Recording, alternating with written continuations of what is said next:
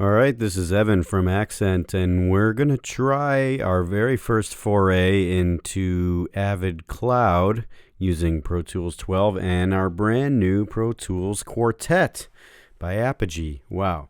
So if you're just joining us for the first time, to bring you up to speed, we won a contest through Performer Magazine and Avid, which enabled us to be given two, not one, but two Pro Tools Quartet interfaces, which are awesome, and Pro Tools 12 software and a bit of cloud storage. And that's actually really great for us because in our group, Accent, you can check us out at accentvocal.com. Our group is crazy because we have 6 guys who sing a cappella, but we live in 6 different places across 5 different countries. So our work is all about collaboration, and surprisingly, we've never used a kind of robust product like this to do it. We've all kind of, resorted to whatever workflows we're comfortable with, software, file sharing mechanisms, whatever it may be. So it's really cool that we're finally going to get to try out something that was designed just for this purpose, and it's going to enable us to put some finishing touches on our EP, which is coming out very, very shortly. This is our first post showing the actual cloud tools. You can go back and watch a couple other videos we did just introducing this whole concept and the contest. But I think because it's literally also my personal first time using the cloud tools from Avid, we decided we're going to start out with something a little low-key, not go too crazy yet. One of the things that I need to do actually has nothing to do with our forthcoming EP at all, but we're preparing to add some repertoire to our live shows. We got some coming up really soon. And one way that we practice, in addition to having sheet music, scores, is we make learning tracks for each other.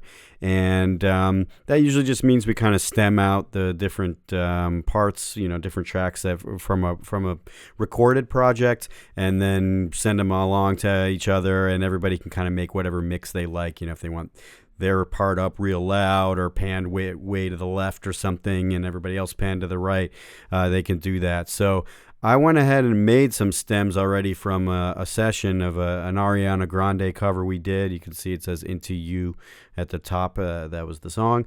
And we're going to perform this for the first time just in a few weeks. So I got to send the stems on, but I thought maybe I'll just create the session and allow everybody else who now also has cloud access, cloud storage, to just download the session and manipulate it right from there instead of having to create their whole own new session on maybe even a different software platform. So I'm just going to drag these stems in here. They happen to all be stereo because everybody was kind of doubled or tripled or something on this original recording session, and I was too lazy to comp some mono take together. So hopefully it makes for a good learning track, but we got a lot going on, so I'm just making it simple and fast. So I'll just play this quickly to see how things are sounding. Why not? I'm so into you, I can barely breathe. Oh yeah, super stacked because nothing is balanced at all. Who knows what to do? This is nowhere near what the original session was really like. Oh baby, look what you started. The temperature's rising. Not bad actually though, for kind of having no effects in here or any balancing at all really. Listen a little bit more. This right. Oh baby, look what. Let's hear the chorus. Before, so baby come light me up, and maybe I'll let you want it. Yeah, and if it were me, maybe I'd have myself way up here.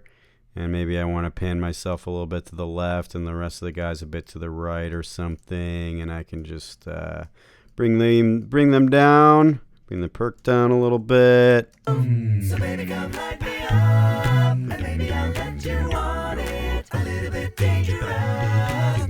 Now I got a cool mix that I can kind of listen to in the car or something, where I'll be on the driver's side and, the other guys will be on the passenger side. By the way, I got to mention that it's the Quartet interface that's making it just totally seamless for me to pull in the audio directly from the session into my screencast recording right now. I struggled to do that before with outdated hardware, and it's just working beautifully. You're hearing what I'm hearing, so that's a really great thing when you're making a screencast. So anyway, that's what we're doing, and I'm going to save this. And this is a cloud-based project, so I assume it kind of went to the cloud. And why don't we check what happened there, because I didn't have any data saved there before. So if there's anything there, we should be able to see it up there now. Here we are. I'm going to refresh this screen.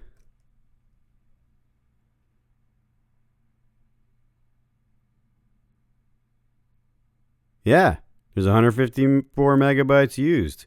Cool. All right, well, now I'm going to share this with at least one other person. Let's see. I think I've never done this before, guys. You're seeing this live here. This is it. It looks like. What do these guys do?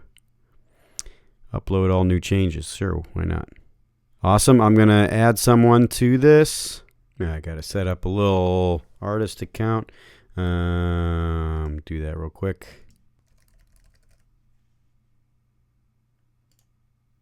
All right, let's go back and try to do something. Invite contacts to collaborate. Well, this is what I'm going to finish up, and I think the first person I'm going to invite is Andrew, because he usually helps me kind of manage this kind of stuff. So that's what I'm going to do, and hopefully he'll pull it down on the other side, and we'll let you know how things go.